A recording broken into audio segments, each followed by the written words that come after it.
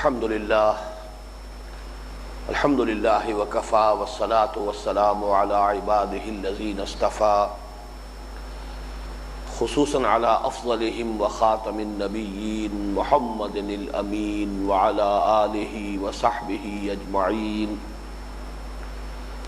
اما بعد فقد قال اللہ تبارک وتعالی کما ورد فی سورة البقرہ اعوذ باللہ من الشیطان الرجیم بسم اللہ الرحمن الرحیم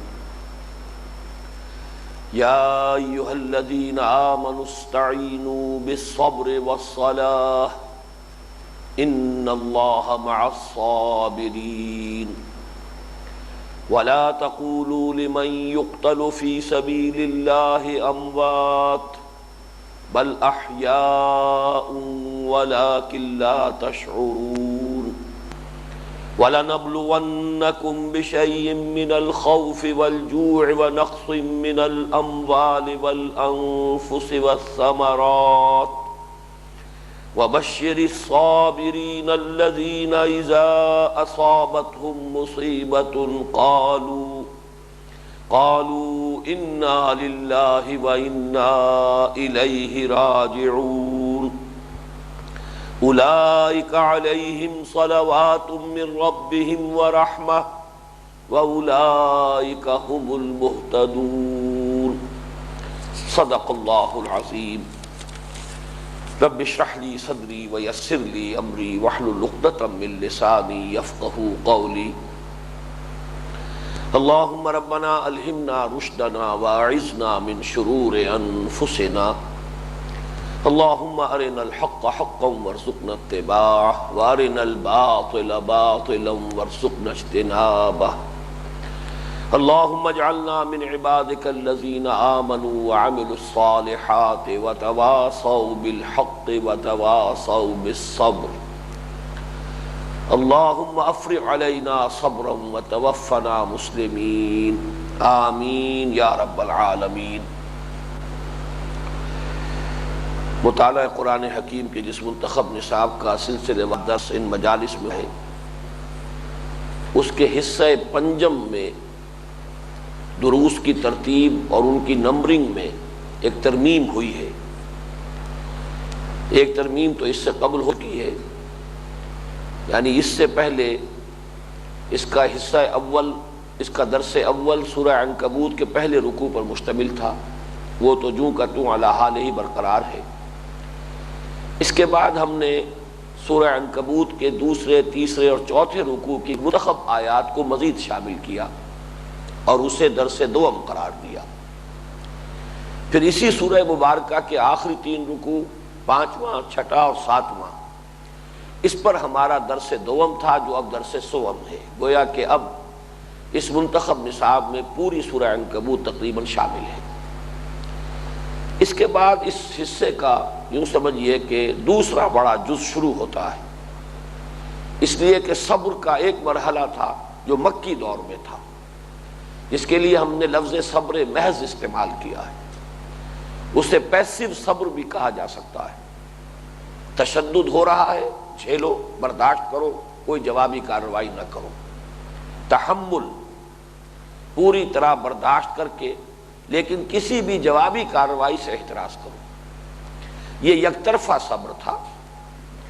آپ یوں بھی کہہ سکتے ہیں کہ یہ پیسو ریزسٹنس تھی، کھڑے رہو، ڈٹے رہو، پیچھے مت ہٹو، صبر کرو، برداشت کرو، جھیلو، لیکن کوئی جوابی اقدام نہ کرو۔ تو پھر عرض کر رہا ہوں اسے صبر محض کہیں، پیسو صبر کہیں، پیسو ریزسٹنس کہیں۔ اس سے متعلق سورہ عنکبوت میرے نزدیک قرآن حکیم کی جامع ترین صورت ہے۔ اس کے جتنے پہلو ممکن تھے، اس کے ضمن میں جو ہدایات درکار تھی، سب کی سب جامعیت کے ساتھ سورہ عنکبوت میں آ چکی ہیں، اور اس پر ہمارے یہ تین دروس مشتمل تھے جن کا مطالعہ ہم مکمل کر چکے ہیں۔ اب صبر کے ان مباحث کا دوسرا باب شروع ہو رہا ہے۔ یہ مدنی دور کا صبر ہے۔ اس میں صبر جو ہے آگے بڑھ کر مصابرت بن رہا ہے، جیسے قتل سے مقاتلہ، جہد سے مجاہدہ۔ جہد یک طرفہ جہد ہے، کوشش ہے، مجاہدہ جہد کا جہد سے مقابلہ ہے۔ جب ایک کوشش دوسری کوشش سے ٹکراتی ہے، یہ مجاہدہ ہے۔ قتل یک طرفہ عمل ہے، لیکن جب دو فریق آمنے سامنے ہو کر ایک دوسرے کو قتل کرنے پر آمادہ ہو، بلکہ تلے ہوئے ہوں، تو یہ مقاتلہ ہے، یہ اب قتال ہے۔ اسی طرح صبر ایک یک طرفہ عمل تھا، لیکن اب جب کہ ہجرت کے بعد اقدام کی اجازت مل گئی، اب گویا کہ دو طرفہ معاملہ ہو رہا ہے۔ اب صبر کا صبر سے مقابلہ ہے، اب اہل کفر و شرک کو بھی صبر کرنا پڑ رہا ہے، اب انہیں بھی قربانیاں دینی پڑیں گی، اس لیے کہ مسلمانوں کو جوابی اقدام کی اور جوابی کارروائی کی اجازت مل گئی ہے۔ اس اعتبار سے مکی دور کا صبر اور مدنی دور کا صبر، ان کے مابین یہ بنیادی فرق ہے۔ وہ صبر ہے، یہ مصابرت ہے۔ اسی لیے سورہ آل عمران کی آخری آیت کو ہم نے اس حصہ پنجم کا ایک جامع عنوان بنایا، یا ایھا الذین آمنوا اصبروا وصابروا ورابطوا واتقوا اللہ لعلکم تفلحون۔ اہل ایمان صبر کرو اور صبر میں اپنے مخالفوں اور مقابلوں کو مات دو، ان کے صبر کا جواب ان سے بڑھ کر صبر سے دو، اور آپس میں رابطہ رکھو، مضبوط رہو، مربوط رہو، اور سب سے اہم بات last but not the least واتقوا اللہ، اللہ کا تقوی اختیار کرو۔ یہ چار کام کرو گے لعلکم تفلحون، تاکہ تم فلاح پاؤ۔ اس مدنی دور کے صبر کے ضمن میں ہمارے اس منتخب نصاب کی جو کتاب ہے چھپی ہوئی، اس میں سورہ بقرہ کی وہ 5 آیات جو ابھی میں نے تلاوت کی ہیں، 153 سے 157 تک، یہ درج تو ہیں لیکن ان پر کسی درس کا نمبر نہیں ہے۔ یہ گویا کہ ایک تمہیدی طور پر ان چند آیات کو عنوان بنایا گیا ہے مدنی دور کے صبر کے لیے، لیکن یہ دوسری ترمیم اب نوٹ کر لیجئے، یہ ہمارے اس منتخب نصاب کے حصہ پنجم کا درس رابع ہے، یہ چوتھا سبق ہے مستقل، بلکہ اس کی اہمیت کے پیش نظر میں نے اضافہ کیا ہے سورہ بقرہ کی 15ویں، 16ویں، 17ویں، 18ویں رکوع سے 7 آیات کا انتخاب کیا ہے۔ ان کا بھی مطالعہ ہم اس درس کے ضمن میں کریں گے، اپنے اپنے وقت پر، اپنے اپنے مقام پر ان کی بھی تلاوت ہوگی، وہ سامنے آیات آ جائیں گی۔ اب آئیے اس تمہید کے بعد سب سے پہلی آیت جو ہے ان آیات میں سے، یا ایھا الذین آمنوا استعینوا بالصبر والصلاۃ ان اللہ مع الصابرین۔ اہل ایمان مدد حاصل کرو صبر سے اور نماز سے، یقیناً اللہ تعالی ساتھ ہے صبر کرنے والوں کے۔ اس آیت مبارکہ میں سب سے پہلے وہ بات کہ جو اس سے پہلے بھی کئی مواقع پر میں عرض کر چکا ہوں، لیکن یہ اس کا پراپر مقام ہے کہ اس کو پھر ذہن میں تازہ کر لیا جائے۔ یا ایھا الذین آمنوا، یہ صیغہ خطاب ہے مسلمانوں سے بحیثیت امت مسلمہ، اور یہ ہے مقام کہ جہاں سے امت مسلمہ سے خطاب شروع ہو رہا ہے۔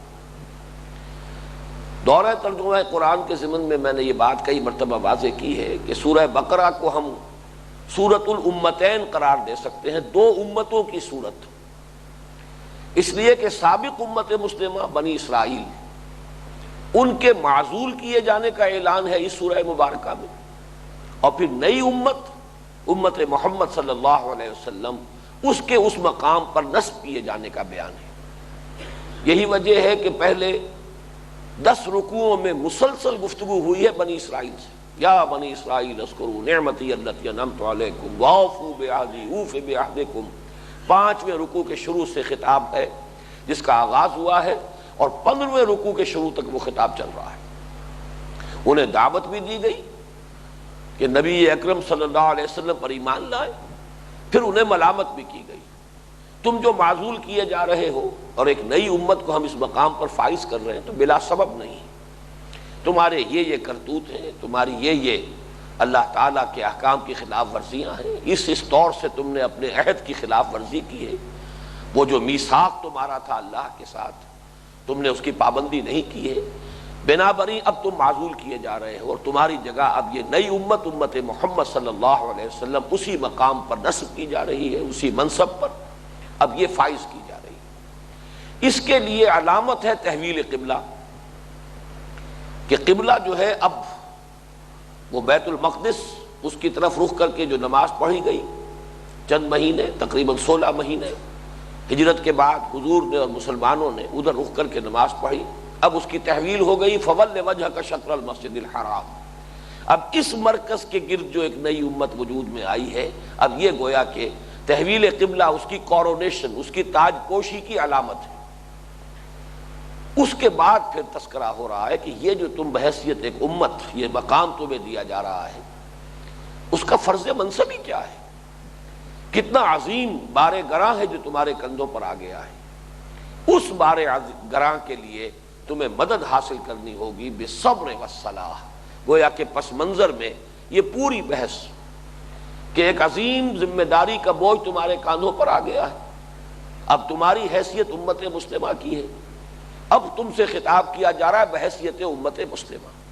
تو گویا کہ یہاں یا ایھا الذین آمنوا، یہاں سے خطاب شروع ہو رہا ہے امت مسلمہ کے ساتھ۔ اور یہ آپ کو معلوم ہے کہ سورہ بقرہ جو ہے وہ ہجرت کے بعد پہلی سورت ہے، اس میں تقریباً وہ تمام آیات جمع کر دی گئی ہیں کہ جو ہجرت کے بعد سے لے کر اور غزوہ بدر سے متصلاً قبل تک نازل ہوئی۔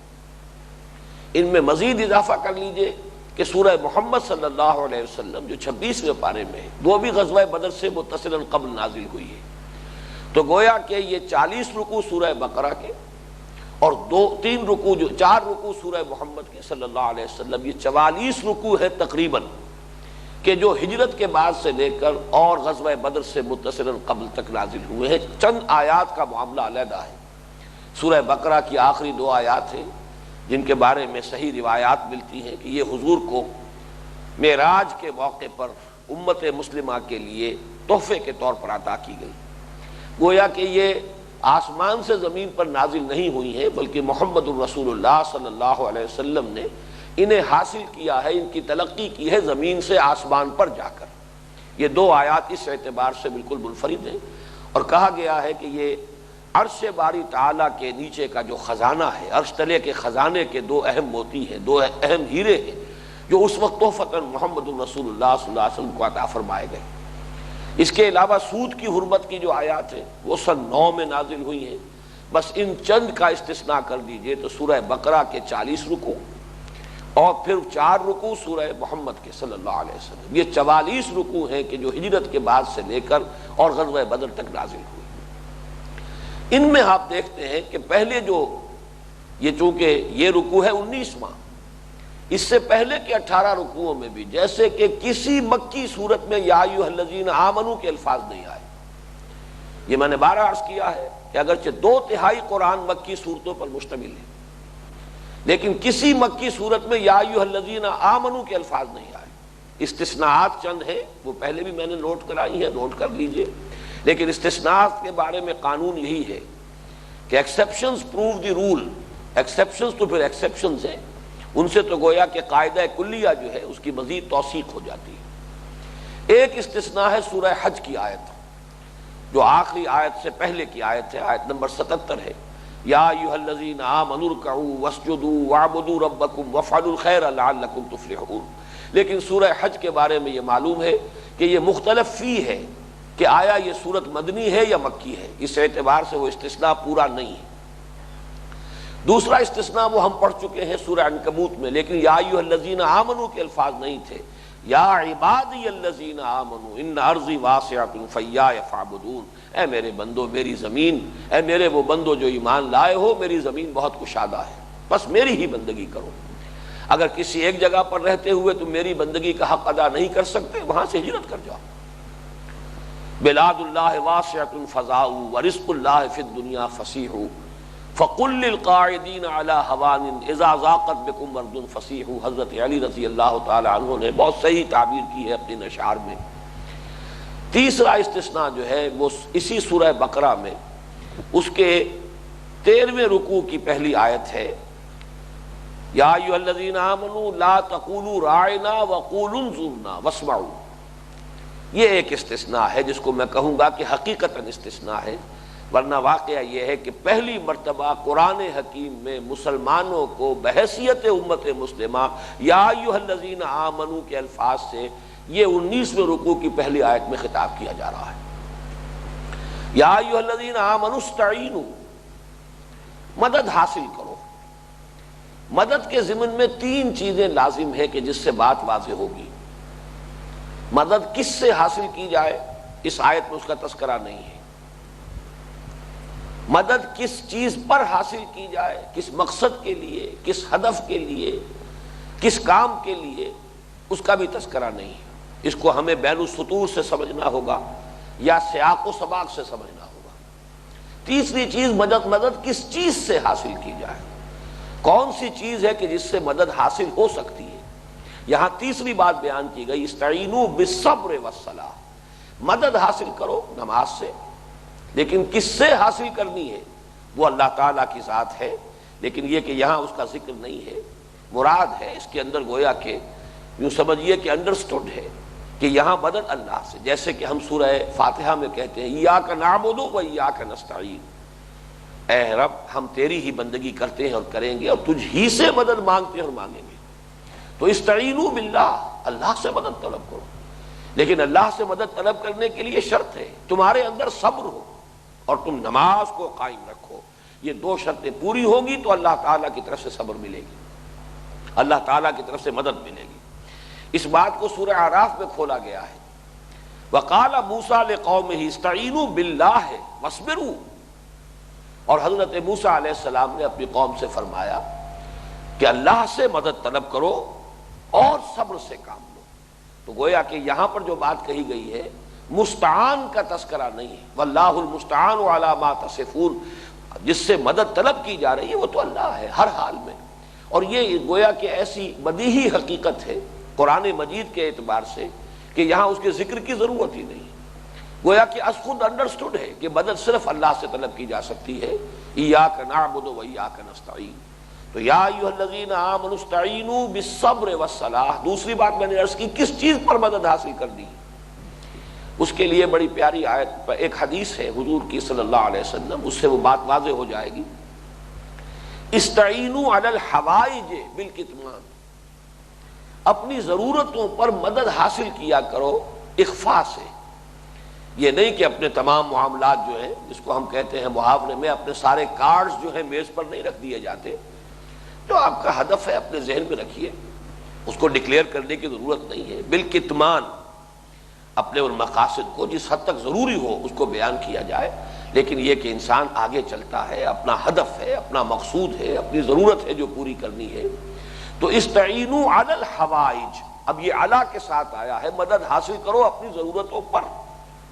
یہ ہے اصل شے کہ جو اس مقام اور اس درس کا اہم ترین موضوع ہے. مدد کس چیز پر درکار ہے.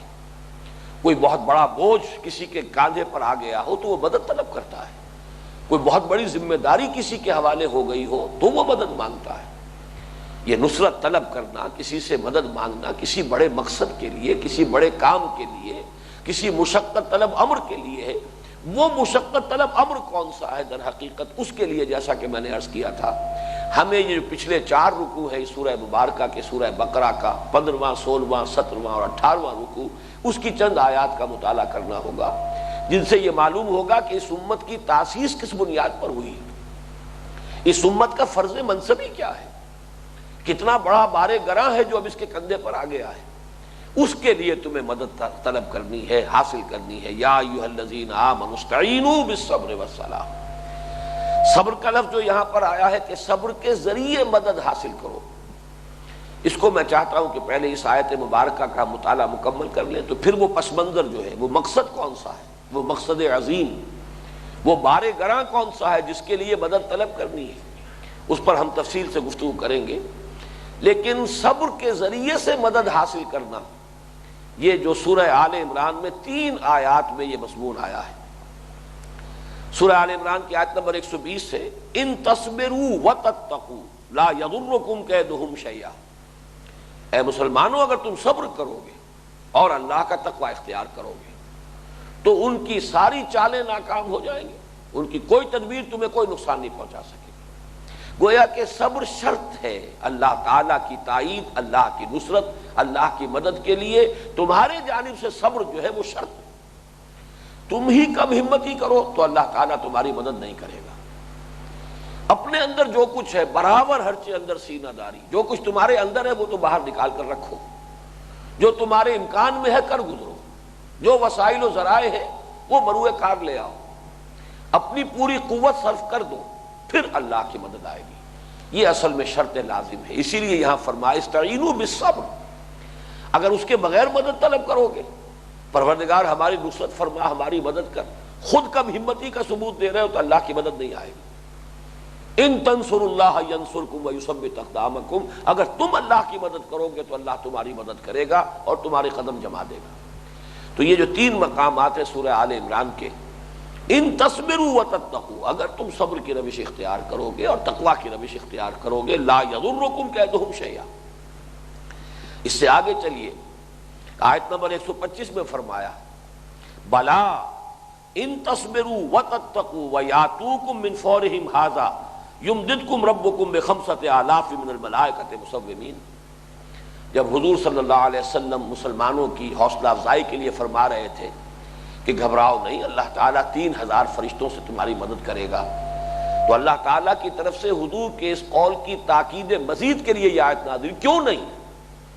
اے مسلمانوں، اگر تم صبر کرو گے اور تقوی کی روش اختیار کرو گے تو چاہے تمہارے دشمن جو ہے فوراً آ دھمکے تم پر، اللہ تعالیٰ 3 نہیں 5000 فرشتوں کی مدد بھیجے گا۔ وہ فرشتے کے جو نشان لیے ہوئے ہوں گے وہ فرشتے آئیں گے، تمہاری مدد کریں گے، لیکن فرشتوں کی نصرت اس کے لیے شرط لازم ہے، بلا ان تصبروا وتتقوا، اگر تم صبر کرو گے اور صبر کے ساتھ تقوی، جیسے کہ وہ آیت میں نے عرض کی سورہ آل عمران کی آخری آیت، یا ایھا الذین آمنوا اصبروا وصابروا ورابطوا واتقوا اللہ لعلکم تفلحون۔ اہل ایمان صبر کرو، صبر میں اپنے مقابل کے لوگوں سے، اپنے دشمنوں سے بازی لے جاؤ، اور مربوط رہو، منظم رہو، تمہارے رینکس جو ہے پوری طریقے سے مربوط اور منظم، ان کے درمیان کہیں کو رکھنا نہ ہو، اور تقوی اختیار کرو تاکہ تم کامیاب ہو جاؤ۔ تیسری آیت اسی سورہ مبارکہ کی آیت نمبر 186 ہے سورہ آل عمران کی، وَإِن تَصْبِرُوا وَتَتَّقُوا فَإِنَّ ذَلِكَ مِنْ عَزْمِ الْأُمُورِ، اگر تم صبر سے کام لو اور تقوی کی روش اختیار کرو تو واقعہ یہ ہے کہ یہ بڑے ہمت کے کاموں میں سے ہے۔ اللہ تعالی ہم سب کو اس کی توفیق عطا فرمائے۔ اب اس ایک آیت مبارکہ جس پر ہم نے اب تک گفتگو کی، آخری بات رہ گئی بالصبر والصلاح، اور نماز سے مدد حاصل کرو۔ اس کی مجھے تفصیل میں جانے کی ضرورت نہیں ہے، اس لیے کہ پچھلے سبق میں ہم پڑھ چکے ہیں۔ سورہ عنکبوت کی آیت نمبر 5 جو 5ویں رکوع کی پہلی آیت ہے، وَاتْلُ مَا أُوحِیَ إِلَيْکَ مِنَ الْکِتَابِ وَأَقِمِ الصَّلَاةَ إِنَّ الصَّلَاةَ تَنْہَىٰ عَنِ الْفَحْشَاءِ وَالْمُنکَرِ وَلَذِکْرُ اللہِ اکبر۔ اس لیے کہ مسلمان کے صبر کی بنیاد تعلق مع اللہ، اور اللہ کے ساتھ تعلق کو مضبوط کرنے کے لیے اللہ کا ذکر میں اولاً قرآن حکیم، اور پھر سب سے زیادہ جامع ذکر نماز۔ تو معلوم ہوا کہ نماز کے ذریعے سے اللہ کے ساتھ اپنا تعلق مضبوط رکھو، اور اللہ تعالیٰ سے تمہارا تعلق ذہنی، قلبی اور روحانی تعلق اگر مضبوط رہے گا تو تمہارے پاؤں جمے رہیں گے، تمہیں صبر کی توفیق حاصل ہوگی، تحمل تمہارے اندر اور استقلال پیدا ہو جائے گا۔ تو یا ایھا الذین آمنوا استعینوا بالصبر والصلاح، جیسا کہ میں نے عرض کیا اس آیت میں جو ایک خلا ہے بہت اہم، وہ یہ ہے کہ یہ استعانت کس کام پر، یہ مدد کس کام کے لیے درکار ہے، وہ بھاری بوجھ کون سا ہے جس کے لیے کہ اللہ تعالیٰ سے مدد طلب کرنی ہے۔ اس کے لیے میں چاہتا ہوں کہ سب سے پہلے اب اس امت کی جو تشکیل کے مراحل جو ہیں، جو اسی سورہ بقرہ کے 15ویں، 16ویں اور 17ویں اور 18ویں رکوع میں آئے ہیں، اس کی چند منتخب آیات کا آپ سلسلہ وار مطالعہ کر لیں۔ سب سے پہلے آئیے تشکیل امت، سورہ بقرہ کی آیات 127 تا 129، یہ 3 آیات نہایت اہم ہیں۔ ان میں ایک بڑی آیت تو وہ ہے کہ جس پر ہم اس سے پہلے سورہ جمعہ میں بڑی تفصیل کے ساتھ گفتگو کر چکے ہیں، کیونکہ مضمون وہی ہے، لیکن اس وقت ہمیں در حقیقت سورہ بقرہ کی یہ جو آیات ہیں، یا ایھا الذین آمنوا استعینوا بالصبر والصلاح، یہاں سے لے کر 5 آیات تک، ان کے ذیل میں اس کے پس منظر کے طور پر ان آیات کا مطالعہ کرنا ہے۔ وَإِذْ يَرْفَعُ إِبْرَاهِيمُ الْقَوَاعِدَ مِنَ الْبَيْتِ وَإِسْمَاعِيلُ، اور یاد کرو جب کہ اٹھا رہے تھے، بلند کر رہے تھے دیواریں بنیادوں سے ہمارے گھر کی، ابراہیم اور اسماعیل، باپ اور بیٹا دونوں۔ یہ اس اعتبار سے بہت اہم مقام ہے کہ سورہ حج میں خانہ کعبہ کی تعمیر اور اس کی تولیت کے ضمن میں صرف حضرت ابراہیم کا ذکر آیا، حضرت اسماعیل کا نہیں آیا۔ وَإِذْ بَوَّأْنَا لِإِبْرَاهِيمَ مَكَانَ الْبَيْتِ أَلَّا تُشْرِكْ بِي شَيْئًا وَطَهِّرْ بَيْتِيَ لِلطَّائِفِينَ وَالْعَاكِفِينَ وَالرُّكَّعِ السُّجُودِ۔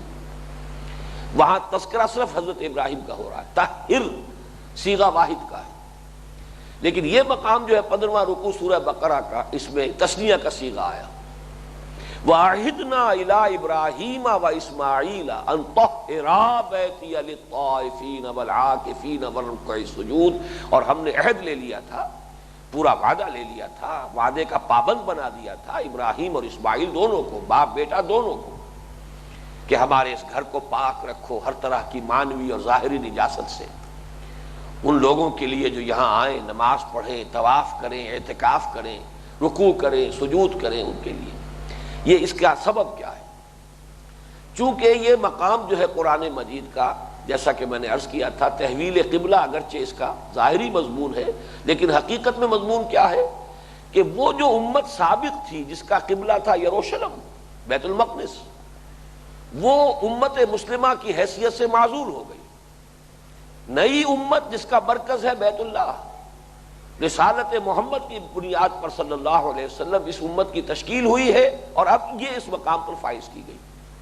اور میں ایک اصول بیان کر چکا ہوں سابق درس میں، سورہ عنکبوت کے آخری جو 3 رکوع ہیں ان کے ضمن میں جو ہدایات دی گئی ہیں، کہ ہمیشہ بحث میں کسی قدر مشترک کو تلاش کیا جائے۔ قدر مشترک کیا ہے ان دونوں امتوں کے مابین؟ حضرت ابراہیم کی شخصیت، اس لیے کہ محمد الرسول اللہ صلی اللہ علیہ وسلم اسماعیل ابن ابراہیم کی اولاد سے، سابقہ امت مسلمہ بنی اسرائیل، اسرائیل ابن اسحاق ابن ابراہیم کی اولاد ہے۔ گویا کہ ان دونوں امتوں کو آپ اوپر ٹریس کریں گے تو جس شخص کے اوپر جا کر یہ جمع ہوتی ہے وہ شخصیت ہے حضرت ابراہیم علیہ السلام کی۔ اس کے ساتھ ہی ہم نے اس مقام پر بھی پڑھا تھا قدر مشترک تلاش کر کے گفتگو کرنے کا اصول، کہ اہل کتاب سے وَلَا تُجَادِلُوا أَهْلَ الْكِتَابِ إِلَّا بِالَّتِي أَحْسَنَ لِلَّذِينَ ظَلَمُوا مِنْهُمْ وَقُولُوا آمَنَّا بِالَّذِي أُنزِلَ إِلَيْنَا وَأُنزِلَ إِلَيْكُمْ وَإِلَٰهُنَا وَإِلَٰهُكُمْ وَاحِدٌ وَنَحْنُ لَهُ مُسْلِمُونَ۔ کہو کہ ہم ایمان رکھتے ہیں اس چیز پر بھی جو ہماری طرف نازل کی گئی، اور ہمارا ایمان ہے اس پر بھی جو تمہاری طرف نازل کی گئی، اور دیکھو ہمارا اور تمہارا رب ایک ہی ہے، ایک ہی الہ ہے، اور ہم نے تو اس کے سامنے سر تسلیم خم کر دیا، اس کی اطاعت قبول کر لی۔ وہ قدر مشترک اس مقام پر بھی 16ویں رکوع میں جو آیا ہے، وہ آیت میں نے اس وقت بھی کوٹ کی تھی، پھر ذہن میں تازہ کر لیجئے۔ قولوا آمنا باللہ وما انزل الینا وما انزل الی ابراہیم واسماعیل واسحاق ویعقوب والاسباط وما اوتی موسیٰ وعیسیٰ وما اوتی النبیون من ربہم لا نفرق بین احد منہم ونحن لہ مسلمون۔ اے مسلمانوں، یوں کہو ہم تو ایمان رکھتے ہیں اللہ پر، اور اس چیز پر بھی جو ہماری طرف نازل کی گئی، اور اس چیز پر بھی جو ابراہیم کی طرف نازل کی گئی، اسماعیل کی طرف نازل کی گئی، اسحاق کی طرف نازل کی گئی، یعقوب کی طرف نازل کی گئی، ان کی اولادوں کو عطا کی گئی، موسیٰ کو عطا کی گئی، عیسیٰ کو عطا کی گئی، اور ہم تو تمام رسولوں کو اللہ کی طرف سے جو کچھ دیا گیا سب کی تصدیق کرنے والے ہیں، اور ہم اللہ کے سامنے سر تسلیم خم کیے۔ یہ 2 ہیں اقدار مشترک، ان کو یہاں پہ نمایاں کیا گیا، اور چونکہ معاملہ ہو رہا ہے بنی اسرائیل اور بنی اسماعیل کے مابین، لہذا یہاں گفتگو شروع کی گئی حضرت ابراہیم حضرت اسماعیل دونوں کے نام سے۔ وَإِذْ يَرْفَعُ إِبْرَاهِيمُ الْقَوَاعِدَ مِنَ الْبَيْتِ وَإِسْمَاعِيلُ رَبَّنَا تَقَبَّلْ مِنَّا إِنَّكَ أَنْتَ السَّمِيعُ الْعَلِيمُ۔ اے رب ہمارے قبول فرما ہم سے۔ کیا قبول فرما؟ دونوں امکانات ہیں۔ یہ حقیر سی خدمت جو ہم باپ بیٹا سر انجام دے رہے ہیں، تیری توحید کا ایک مرکز تعمیر کر رہے ہیں، تیری عبادت کے لیے ایک عبادت گاہ ہم تعمیر کر رہے ہیں، جو بھی ہماری محنتیں ہیں، جو بھی مشقتیں ہیں، پروردگار جو بھی یہ خدمت جس کی توفیق تو نے ہی عطا کی ہے، شرف قبول بھی تو عطا فرما، اور نمبر 2 ہماری دعا قبول فرما۔ اب دعا آگے آ رہی ہے تو گویا کہ تقبل میں یہاں پر دونوں چیزیں آ گئی، ہماری اس حقیر سی خدمت کو بھی شرف قبول عطا فرما، اور ہماری ان دعاؤں کو بھی شرف قبول عطا فرما جو آگے آ رہی ہیں۔ انک انت السمیع العلیم، یقیناً تو سب کچھ سننے والا ہے، سب کچھ جاننے والا ہے۔ اب دعا دیکھیے سب سے پہلی کیا ہے، ربنا واجعلنا مسلمین لک ومن ذریتنا امۃ مسلمۃ لک۔ اے رب ہمارے ہم دونوں کو، ہم باپ بیٹا کو دونوں کو اپنا فرما بردار بنائے رکھ۔ میں نے خاص طور پر ان آیات کو اس اہتمام کے ساتھ شامل کیا اس منتخب نصاب کے درس میں، یہ مقام سامنے آنا چاہیے کہ اسلام کی بھی کتنی بڑی عظمت ہے کہ جو یہاں آ رہی ہے۔ ورنہ ہمارے بحث چونکہ ہمارے یہاں منتخب نصاب میں سورہ حجرات کی اس آیت مبارکہ کے حوالے سے کہ قالت الاعراب آمنا قل لم تؤمنوا ولکن قولوا اسلمنا، یہ بدو کہتے ہیں ہم ایمان لے آئے، نبی ان سے کہیے کہ تم ایمان نہیں لائے ہو، یوں کہو کہ ہم مسلمان ہو گئے، اسلام لے آئے۔ اس بحث میں کچھ ہو سکتا ہے کہ ایک جس کو مفہوم مخالف کہا جاتا ہے کہ ایک منفی تاثر قائم ہو جائے کہ اسلام کوئی بڑی ادنا سی حقیقت کا نام ہے، اصل حقیقت تو ایمان ہے۔ حالانکہ واقعہ ہے کہ یہ دونوں ایک ہی تصویر کے دو رخ ہیں۔ اسلام ظاہر ہے، ایمان اسی کا باطن ہے۔ ایمان قلبی یقین کا نام ہے، اس قلبی یقین کا اظہار جو ہوتا ہے وہ انسان کے طرز عمل میں، ایٹیچیوڈ میں، روش میں، وہ اسلام ہے۔ تو یہ دونوں ساتھ ساتھ چلنے والی چیزیں ہیں۔ البتہ یہ ہے کہ چونکہ دنیا میں ہم صرف ظاہر کو دیکھ سکتے ہیں، لہذا دنیا میں کسی کے مسلمان ہونے یا نہ ہونے کا فیصلہ قانون سے ہو جائے گا، یہ قانونی بات ہوگی، دستوری بات ہوگی۔ باطن کو ہم نہیں دیکھ سکتے، باطن کو تو اللہ دیکھتا ہے، اللہ جانتا ہے، لہذا یہاں ہم کسی کے مومن ہونے یا منافق ہونے کا فیصلہ نہیں کر سکتے، ہم کسی کے مسلم یا غیر مسلم ہونے کا فیصلہ کر سکتے ہیں۔ قانون بحث کرے گا تو اسلام اور کفر سے کرے گا، ایمان اور نفاق سے بحث نہیں ہو سکتی۔ اس اعتبار سے وہاں بڑی تفصیل سے بحث ہوتی ہے، ورنہ یہاں اصل میں اسلام کی حقیقت وہ اس کو سمجھیے ربنا وجعلنا مسلمین لک۔ اور یہ حضرت ابراہیم علیہ السلام کس عمر میں یہ تعبیر کر رہے ہیں، ذرا نوٹ کیجئے، اپنی زندگی کے کس مرحلے پر اللہ سے درخواست کر رہے ہیں کہ مجھے اپنا فرما بردار بنائے رکھ، مجھے اپنا مسلم بندہ بنائے رکھ۔ اقبال کا وہ شعر یاد کیجئے، چمی گویم مسلمانم بے لرزم کہ دانم مشکلات لا الہ رہا۔ میں جب کہتا ہوں کہ میں مسلمان ہوں تو مجھ پر کب کبھی طاری ہوتی، اس لیے کہ مجھے معلوم ہے کہ کہنا کتنا آسان ہے کہ میں مسلمان ہوں اور اس کی حقیقت پر پورا اترنا کتنا مشکل ہے کہ دانم مشکلات لا الہ رہا۔ تو وہی بات ہے۔ اور حضرت ابراہیم علیہ السلام جب اسماعیل بھی ساتھ شریک ہے، 87 برس کی عمر تھی جبکہ اللہ تعالیٰ نے پہلا بیٹا عطا کیا ہے حضرت اسماعیل، اور حضرت اسماعیل جب ان کے یوں سمجھیے کہ دست و بازو بن گئے ہیں کہ تعمیر میں مدد دے رہے ہیں، تو 12-13 سال کی عمر تو ہوگی کم سے کم۔ 100 برس کی عمر ہے حضرت ابراہیم علیہ السلام کی، تمام امتحانات سے گزر آئے ہیں، کیسی کیسی ابتلاءات میں سے، جیسا کہ اسی مقام پر آیا ہے اذ قال له ربه اسلم قال اسلمت لرب العالمین۔ اور اس سے پہلے آ چکا ہے کہ ہم نے ابراہیم کو آزمایا بڑے بڑے امتحانات میں، بکلمات اذ ابتلی ابراہیم ربہ بکلمات فاتمہن، جبکہ ابراہیم کو اس کے رب نے بڑے بڑے امتحانات میں سے گزارا، وہ ان سب میں پورا اترا علیہ الصلوۃ والسلام۔ لیکن اس مرحلے پر بھی ربنا وجعلنا مسلمین لک ومن ذریتنا امۃ مسلمۃ لک، اے رب ہمارے ہم دونوں کو اپنا فرما بردار بندہ بنائے رکھ، اور ہماری نسل میں سے اٹھائیو اپنی ایک مسلم امت۔ یہ ہے اصل لفظ جس کے لیے اس مقام کو میں نے یہاں اس درس میں شامل کیا۔ یہ امت مسلمہ جو ہم کہتے ہیں، یہ امت مسلمہ کا لفظ پہلی مرتبہ استعمال ہو رہا ہے حضرت ابراہیم اور حضرت اسماعیل علیہ السلام کی اس دعا میں، پروردگار ہماری نسل میں سے اٹھائیو ایک امت مسلمہ ذریتنا۔ یہاں نوٹ کر لیجئے اچھی طرح، ان چیزوں کو واضح طور پر جان لیجئے کہ یہ جو امت محمد ہے صلی اللہ علیہ وسلم، سورہ جمعہ کے درس میں یہ تفصیلی مضامین آ چکے ہیں، میں صرف یاد دلا رہا ہوں کہ اس کے دو حصے، اس کا نیوکلیس، یہ نیوکلیس جو ہے یہ بنی اسماعیل پر مشتمل ہے، امیین پر مشتمل ہے۔ دوسرے آخرین ہے، وآخرین منہم لما یلحقوا بہم، یہ آخرین ہے، یہ دوسرے ہیں، یہ اضافی ہیں۔ جیسا کہ میں نے بارہا تمثیل دی ہے، تشبیہاً بیان کیا ہے کہ جیسے سٹرکچر آف دی ایٹم ہے، نیوکلیس ہے، اس میں پروٹونز ہے، اور پھر جو الیکٹرونز ہیں وہ چکر لگا رہے ہیں دائروں کے اندر، تو نیوکلیس اس امت کا بنی اسماعیل، اس لیے کہ من ذریتنا امۃ مسلمۃ لک، وہ لوگ جو ابراہیم اور اسماعیل کی نسل سے، وہ ہیں اصل نیوکلیس، اور محمد الرسول اللہ صلی اللہ علیہ وسلم بھی انہی میں سے ہے۔ اور انہی کی طرف آپ کی اصل بعثت، بنیادی بعثت، اولین بعثت تھی. یہ ابھی آپ سامنے آ جائے گا. لیکن یہ کہ اس کے بعد جو دوسرے آئے امت میں شامل ہو گئے. بہرحال وہ فرق رہے گا، امیین اور آخرین. وہ نیوکلیس ہے اور یہ پھر الیکٹرونز ہیں جو تہ بر تہ اور اضافے ہوتے چلے گئے. وَأَرِنَا مَنَاسِكَنَا وَتُبْ عَلَيْنَا إِنَّكَ أَنْتَ التَّوَّابُ الرَّحِيمُ. وہی دعا بھی چل رہی ہے. اور اے رب ہمارے، ہمیں دکھا ہمارے مناسک.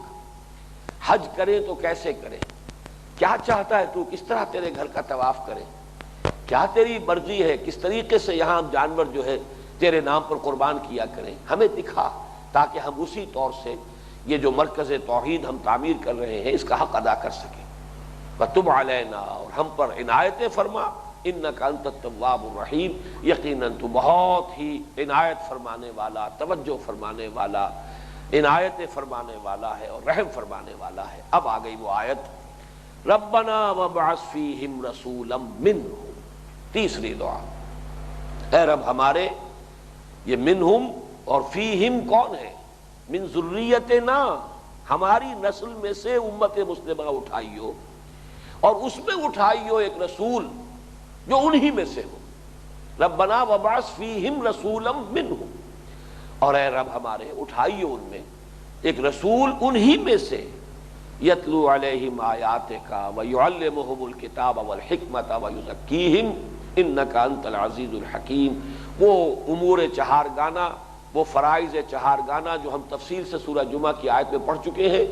هو الذی بعث فی الامیین رسولا منہم یتلو علیہم آیاتہ ویزکیہم ویعلمہم الکتاب والحکمہ. وہی چار ہیں، ان میں تفصیل میں نہیں جاؤں گا. وہ انہیں تیری آیات پڑھ کر سنائیں، کتاب اور حکمت کی تعلیم نے ان کا تزکیہ فرمائے. فرق صرف یہ ہے کہ یہاں پہ تزکیہ آخر میں ہے. باقی تینوں مقامات پر یہ مضمون جب آیا ہے اللہ تعالیٰ کی طرف سے تو تزکیہ درمیان میں ہے اور تعلیم کتاب و حکمت آخر میں ہے. وہ بھی آج ہی جو آیات ہم پڑھ رہے ہیں ان میں بات آ جائے گی. تو اس کو ہم یوں کہیں گے کہ صحیح تو یہ بھی ہے ترتیب. جب ابراہیم اور اسماعیل اس ترتیب سے دعا مانگی ہے تو اسے غلط تو کوئی نہیں کہہ سکتا. لیکن یہ کہ بہتر ترتیب وہ ہے جو 3 مرتبہ قرآن میں آئی ہے. اللہ تعالیٰ کی طرف سے وہی 3 مرتبہ ہے. ترتیب جو ہے جو کہ تو رہی ہے، اس میں کہیں کوئی فرق واقع نہیں ہوا. تلاوت آیات پہلے، اس کے بعد تزکیہ، اور اس کے بعد تعلیم کتاب و حکمت. یہ 4 جو امور چہارگانہ ہے اس ترتیب کے ساتھ 3 مرتبہ آئے ہیں. یہ ترتیب صرف 1 مرتبہ ہے، اور یہ دعا ہے حضرت ابراہیم اور حضرت اسماعیل کی. اور وہ 3 آیات جو ہے وہ خود اللہ تعالیٰ کی طرف سے اعلان ہے. اس اعتبار سے ہم یہ کہیں گے کہ وہ ترتیب یقیناً اس ترتیب سے صحیح تر اور بہتر ہے. صحیح یہ بھی ہے. اب آگے آئیے، یہ تو ہوا امت کا تشکیل کا پس منظر. حضرت ابراہیم، حضرت اسماعیل علیہ السلام کی دعا، ان میں دعا میں اپنی نسل میں سے ایک امت مسلمہ کا برپا کیا جانا.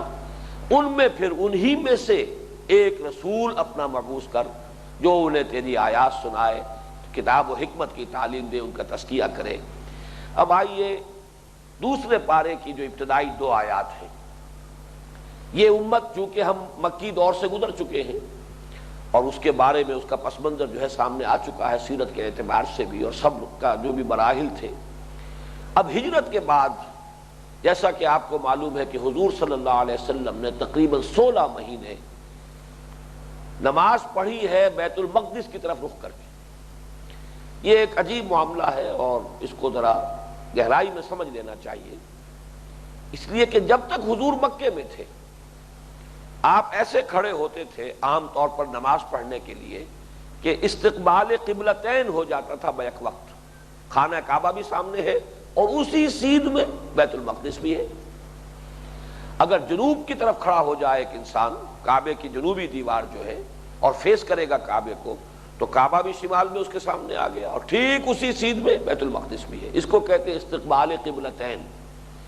وہ جو حصہ ہے جن لوگوں نے حج کیا ہے اور عمرہ کیا ہے انہیں معلوم ہے کہ ایک خاص جو ہے دیوار خانہ کعبہ کی، جو کہ حجر اسود والا کونا اور رکن یمانی، ان دونوں کے مابین، اور انہی میں وہ دعا پڑھی جاتی ہے ربنا آتنا فی الدنیا حسنۃ وفی الآخرۃ حسنۃ وقنا عذاب النار. باقی 3 اطراف میں آپ جو چاہے پڑھ لیں، جو چاہے دعا کریں، لیکن یہ کہ اس حصے میں اسی دعا کا التزام ضروری ہے. اگر ادھر کوئی شخص کھڑا ہو نماز پڑھنے کے لیے تو سامنے ہی اس کے کعبہ بھی ہے شمال میں، اور اسی سمت میں بیت المقدس بھی ہے۔ لہذا مکے میں جب تک آپ تھے استقبال قبلتین ممکن تھا، مدینے تشریف لے آئے تو اب ظاہر بات ہے کہ اگر رخ کرتے ہیں کعبے کی طرف تو پشت ہوتی ہے بیت المقدس کی طرف، اور رخ کرتے ہیں بیت المقدس کی طرف تو پشت ہوتی ہے کعبے کی طرف۔ اب یہ بات سب کو معلوم ہے، طے شد ہے کہ حضور نے بیت المقدس کی طرف رخ کر کے نماز پڑھنے کا حکم دیا، 16 مہینے نماز پڑھی۔ اس میں دلیل کیا تھی؟